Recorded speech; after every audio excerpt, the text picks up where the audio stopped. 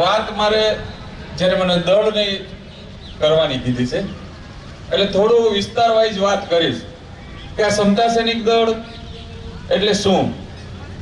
સમતા સૈનિક દળ એટલે એનું ટૂંકું નામ SSD છે. હવે આજે SSD ના નામે પણ ક્યાંક ને ક્યાંક ઝેરોક્સ કોપીઓ પણ ક્યાંક ને નીકળી ગઈ. SSD એને કે એક આપણું આધાર કાર્ડ છે, ઓરિજિનલ આધાર કાર્ડ નું ઝેરોક્સ કરી અને કોઈ નોટરી વકીલ પાસે સિક્કો મરી કે ઓરિજિનલ ન થઈ જાય. તો સમતા સૈનિક દળ એટલે શું, તો ડોક્ટર બાબા સાહેબ આંબેડકર ની વિરાસત. તો આ દળે શું કર્યું, સમાજના ઘણા વ્યક્તિઓને ખ્યાલ નથી કે દળે શું કર્યું. દળથી કેટલા અજાણ છે.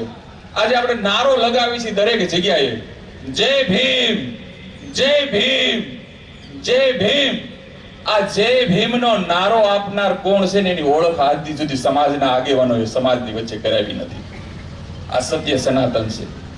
આ જય ભીમ નો નારો આપનાર 1933 ની અંદર સૌ પ્રથમ વાર જય ભીમ નો નારો આપનાર LN બાબુ હરદાસજી, ડોક્ટર બાબા સાહેબ આંબેડકર નું ડાબુ અંગ, સમતા સૈનિક દળના જે સૈનિક છે એને જય ભીમ નો નારો આપ્યો.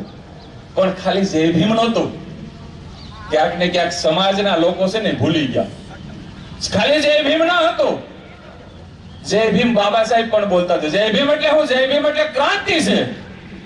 જ્યારે પહેલી વાર LN હરદાસજી જય ભીમ બોલ્યા એટલે સામે આજે જે દેખાણું ને, સામેથી બળ ભીમ આવ્યું અને દળ ભીમ આવ્યું. ક્યાંક ને ક્યાંક આજે આપણે બળ અને દળ મૂકી દીધું, ખાલી જય ભીમ રાખ્યું, એમાં આપણે હેરાન થયા છે. હાસો નારો મનસુખભાઈ એ છે, હાસો નારો એ છે, જય ભીમ નીકળે એટલે હાથે બળ ભીમ થાય અને પછી દળ ભીમ થાય. બળ અને દળ બે તૂટી ગયા એટલે ડ્રાઈવ નાખવાનું રહી ખાલી. આ પ્રથમ જે નારો હતો એ નારો ક્યાંક ને ક્યાંક આપણા સમાજના આગેવાનોએ જેણે જેણે બાબા સાહેબને વાંચ્યા એને ભૂલાવી દીધા. આજે એક લેખક છે, આપણા સમાજના જ લેખક છે, અને નામ નથી લેવું, ઘણા સમય પહેલા એમની સાથે મારે રકઝક થઈ હતી.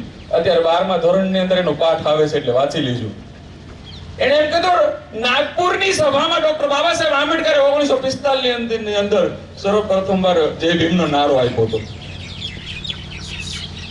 હકીકત જે નારો આપનાર વ્યક્તિ છે 1939 ની અંદર એક્સપાયર્ડ થઈ જાય છે, એમનું નિધન થઈ જાય છે, તો 1945 ની અંદર એ નારો આપવા કેમ ગયા હોય? ક્યાંક ને ક્યાંક આપણી સાથે આવી રમતો પણ અત્યારે થઈ રહી છે.